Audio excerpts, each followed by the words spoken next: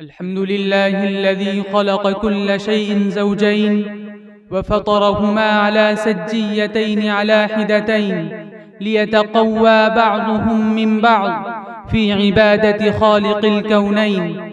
أشهد أن لا إله إلا الله وحده لا شريك له في الثقلين، وأشهد أن سيدنا ومولانا محمدًا عبده ورسوله إمام القبلتين، صلى الله عليه وعلى آله وأصحابه في الدارين.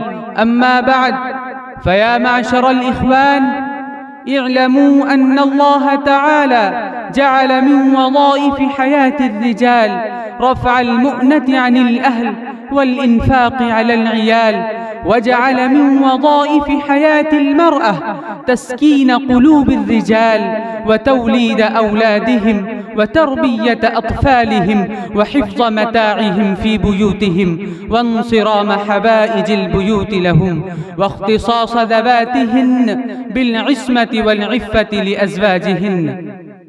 وقد قال عليه الصلاة والسلام: المرأة عورة، فإذا خرجت استشرفها الشيطان.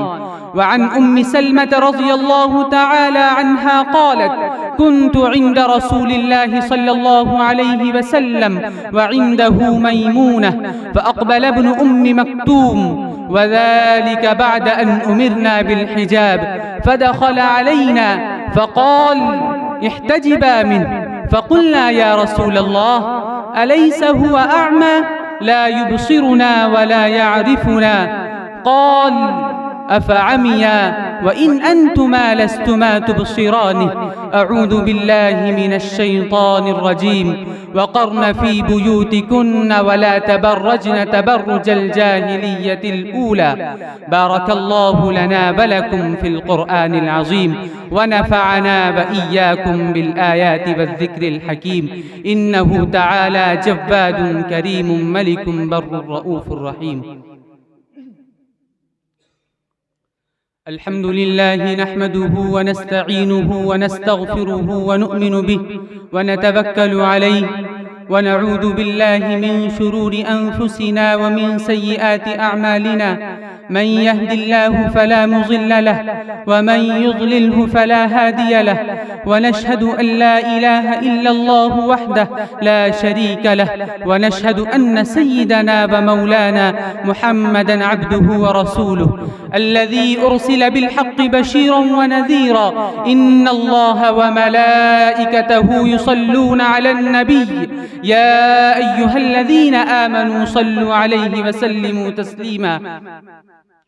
قال النبي صلى الله عليه وسلم: أرحم أمتي بأمتي أبو بكر، وأشدهم في أمر الله عمر، وأصدقهم حياء عثمان، وأقضاهم علي، وفاطمة سيدة نساء أهل الجنة، والحسن والحسين سيدا شباب أهل الجنة، وحمزة أسد الله وأسد رسوله.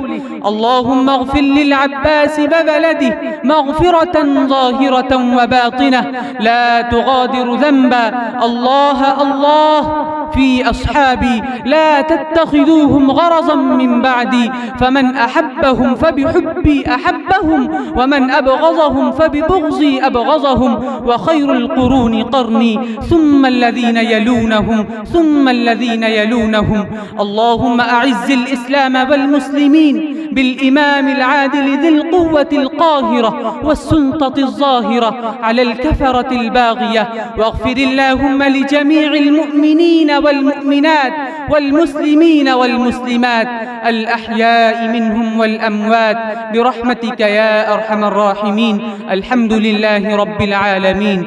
أعوذ بالله من الشيطان الرجيم.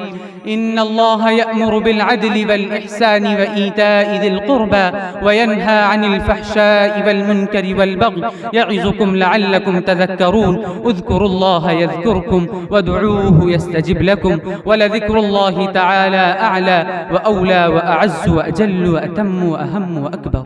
مساهم نمبر